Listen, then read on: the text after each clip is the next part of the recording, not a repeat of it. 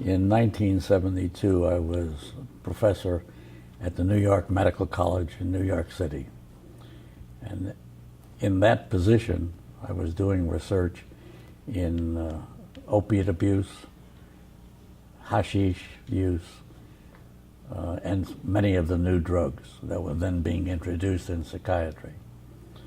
Now, as part of that contract, I got to meet Stanley Yallis, who at that time was the head of the National Institute of Mental Health. He was looking for a job, and he became the first appointee at Stony Brook as the professor of psychiatry.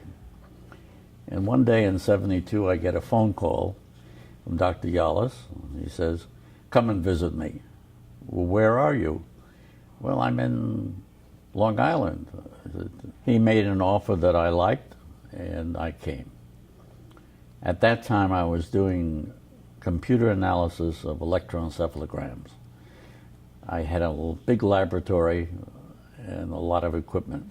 And I set up my labs. We took students, when the students came, we started a residency. Over the next few years, we had a very active study program.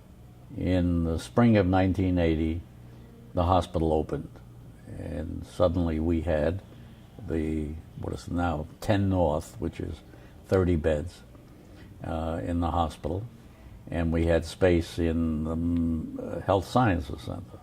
When 10 North opened, he asked me to be in charge of electroshock. And so we started the ECT service, and once we started the ECT service, it became obvious that we had an opportunity to study the electroshock process. And my skill is in doing clinical trials. And so we did many studies of ECT. We also did studies of new drugs. When the Second World War ended, there was a remarkable enthusiasm for psychoanalysis. Suddenly, Freud became the central figure in American psychiatric medicine. And the consequence was that many of the doctors trained by the Army and military neuropsychiatry, when they came back, opened offices in psychoanalysis. And in late 40s and early 50s, but late 40s, right after the war, electroshock came. Now, electroshock, you treat somebody, in 3 to 4 weeks, they go back to work. In psychoanalysis, it's 3 to 4 years before they go back to work. Well, there was a big conflict. The electroshock process is an extremely safe process. Nowadays, there are no such thing as deaths occurring in electroshock. But nowadays, the technology is so simple, so straightforward, that the death rate does not occur.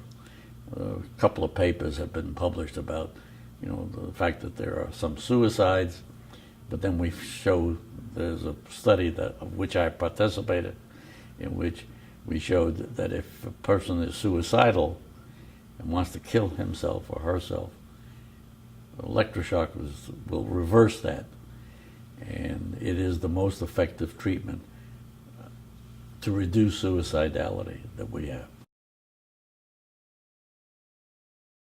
The next place is going to be the Catatonia Story. And the reason for that is that having solved the problem of what catatonia is, having pictured it, we have learned not only can we find catatonia, we can what we call verify it. That is, there is a test that will tell you whether the person has it or not. And then we can treat it. And our success rate with treatment is somewhere in the 90%. It's almost impossible if you have a catatonia patient not to get them better if you have learned all the tricks that are in the literature.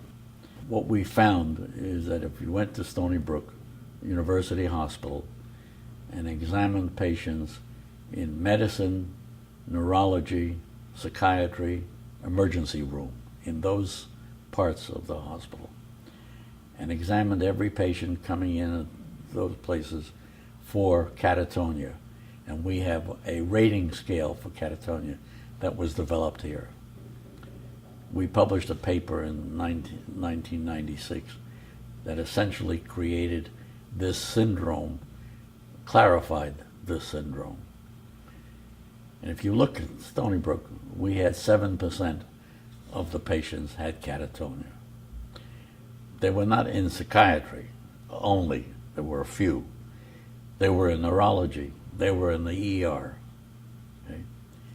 And now throughout the country, in fact throughout the world, catatonia is being recognized in medically ill populations. There are two major theories that have been published, but they both come from the fact that the way you can treat catatonia is with electroshock. And so the electroshock theory is, or electroshock mechanism, is our major explanation. I would say that I was a very active and lucky clinician scientist. That is, I became interested in neuropsychiatry, that is, what is neurology and psychiatry today. And I made some contributions. I think I was very lucky. However I worked it out, I was always able to find projects and kept busy and have written books. We've saved lives knowingly.